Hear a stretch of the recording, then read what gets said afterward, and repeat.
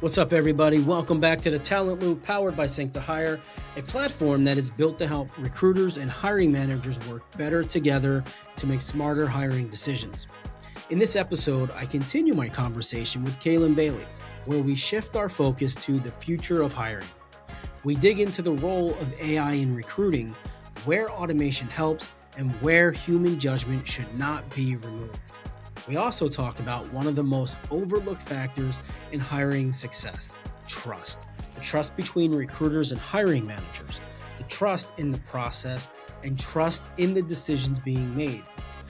If you're working through technology and process to get better hiring outcomes, this is the conversation for you. Let's jump back in.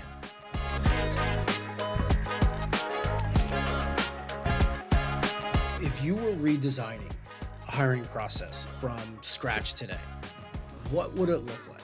Well, I would absolutely start with the internal process, because I think a lot of companies are asynchronous, remote, hybrid. A few are in office still, but even then, we might be in office, but we're still fighting for these people's time on their calendar and getting time to focus on interviewing. Even though it's important to them, it is, like I said, a fraction still. So I want to get, first and foremost, the hiring leader in the room, where we're like really talking about, like, why do you need this role and what problem they're going to solve, or what are they going to take off of your plate? In our case, that's really critical, because it's easy to have multiple functions rolling up into the same person. So I'm designing an experience where every phase has an inflection point of what have we validated, what do we still need to validate, and who can be the person to validate that. I'm not big on changing interview processes or interview loops, but I think we can tinker with some of the questions and focus areas that we ask, as long as we're asking a similar set of questions to each candidate for obvious reasons. I would design something that has very clear instructions on what are the functional requirements of the role, and let's reverse engineer questions that are going to satisfy or disqualify that candidate from this role because they haven't functionally done this. And then that also comes with training of, like, is this candidate speaking in a hypothetical? I would do this, which is okay, but what's ideal is, like, I have and I will. And here's what I've done in a congruent type of role or environment. And then you get to the point where I always recommend recruiter, hiring manager, team/peer, possibly if it's technical or something that's very specific, some type of case study or assessment that's not super long. Just a prove it type of phase. And then final executive sign off or senior leadership sign off. So looking at like 4 cumulative hours for a non-executive role. So when you say prove it, I used to work for Connexa, and we had an assessment called Prove It. And it brought back a quick little hot flash of memory there. How much of this needs to be tech-based? How much of the hiring process should be based or relying on technology versus a human pushing this forward? That's a really good point of this idea of AI versus automation. I don't like AI being any sort of decision maker. I like it to support a human inference. So if, like, I have to qualify this by saying I'm at a place where I can still review every resume. I don't work at a 20,000 person company where they're getting tens of thousands of applicants. Like, I can't even speak to what that world is like. So I think that we still are able to get humans in the same room to talk about their thoughts and feelings and what they've been able to validate or not validate in a recruitment process. What AI can do actually is help. Like, what we've created is something called a fit check, which is the resume.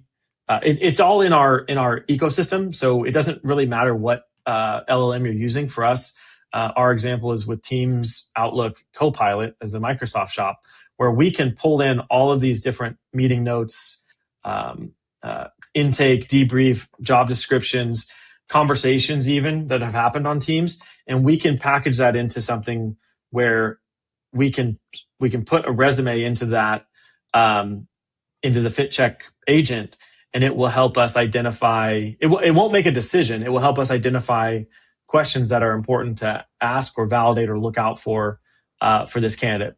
In that regard, we are using AI to augment the human interview experience so that we know like hyper targeted areas, and then I can automate things based on that keep the notes flowing, the feedback loop flowing, the debriefs flowing, and the candidate triggers and emails and phases of the interview process. So I still don't think anybody should ever outsource a decision or their intuition to an LLM. Yeah, well, we were talking. So two things on that. One, earlier we were talking about usually the first muscle currently is to go to a chat GPT or a Claude or something to verify or justify what you're doing or thinking, just in general life, right? It's no longer Googling. You're going to these models, but that's your validation, right? And it's like we've outsourced the ability or the muscle for us to make a decision without validating whatever that is that we're researching. The the question I have for you then is, at what point is, well, let me ask you this. Do you find that the hiring teams are more invigorated leveraging what you've built? So you're pulling in notes from all these different area conversations, notes that have been taken throughout the hiring process. They don't have to go and read and make that assessment themselves. They can now pull it in. They can now get the assessment. They can get the questions, and that gives them the ability to move quicker and faster, so they're not avoiding the work. They're not starting from zero when it's a paper resume. Actually, there's a line in the article that talks about the hiring manager reading the resume on the way to the conference room to interview as their prep. So ideally, what we're trying to do is we're trying to highlight the key areas. Like, this is why this person is here, and that's layered on top of my or our team's like gut and intuition as well. So that's where these like cases become easier. Of like, I'm layering on some objectivity of what a chat or robot can do for us.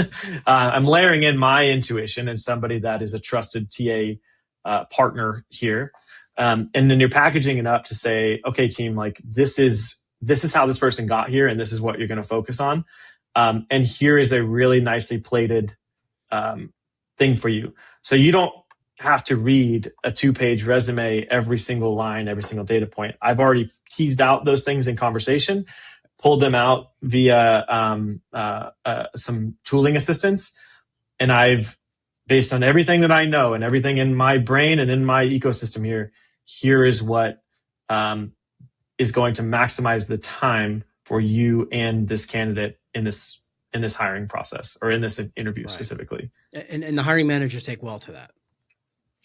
They've loved it so far. It's just like it's 2 layers of validation. Me, my intuition, which is trusted, my experience, which is trusted, and then you layer that into some other objective ways to validate this. Right. Plus, what it also does is one of the blank page can be the scariest thing when you're interviewing. It's like, what do I ask this person? Yeah. Like, what should we ask this person? There's too much to ask because this person's been doing X for 20 years.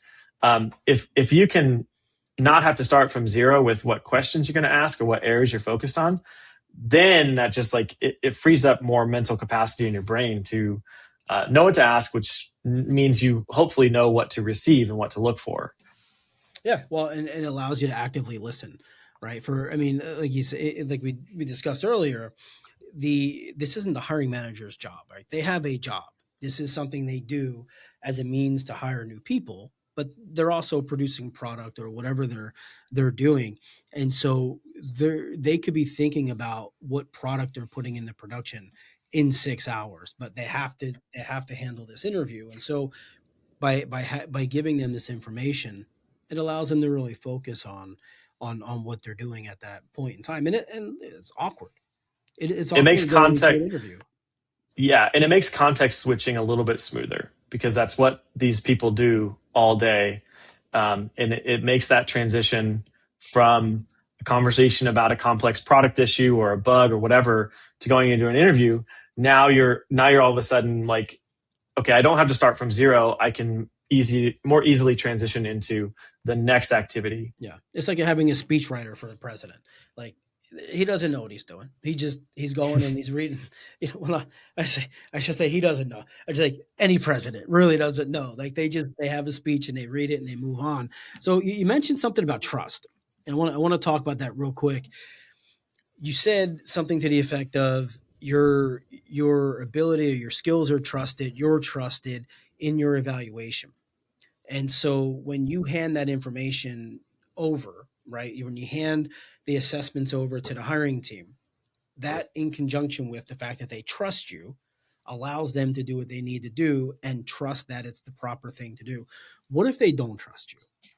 Is it a trust the process, or if they don't trust a human, in your case, you, does that next part work?